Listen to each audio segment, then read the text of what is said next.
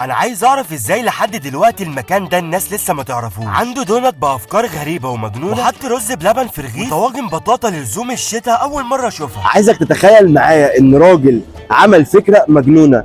فاكرين الدونت اللي احنا كنا بناكلها اللي هي العاديه خالص دي؟ الراجل دوت خد الدونت ديت وعملها سماش برجر. ده غير اختراعات وشويه افتكاسات لاول مره هنشوفها. ولقيت اللي مجنن مصر سايبهولكوا في اخر الفيديو. وعن سندوتش الكابوريا اللي حرفيا خطف قلبي من جوه. استخدم كابوريا من انضف الانواع، زائد كميه الخضار المناسبه مع الكابوريا، ويحط لك لقطه بقى كده من فوق الوش بالجبنه الموتزاريلا السايحه. فبالنسبه لي السندوتش دوت بالنسبه للقيمه والسعر انا اديله 10 من 10. وعايزك تخش لي بقى على الميكس الحادي دوت لانه حرفيا ابدع فيه. جبنه كيري مع لانشون فراخ ولانشون لحمه، جبنه رومي مع صباع سوسيس. مش بقول لك ازاي المكان ده ما تعرفوش. وخش لي بقى على الافتكاسه اللي هو عاملها، قدر يجمع ما بين السجق الشرقي والسجق البلدي ومع شويه جبنه شيدر كده من فوق الوش. فانا عايز اقول لك لما هتاكل هناك هتتمزج جدا ما بين السعر وقيمه السندوتش. ده غير ان عنده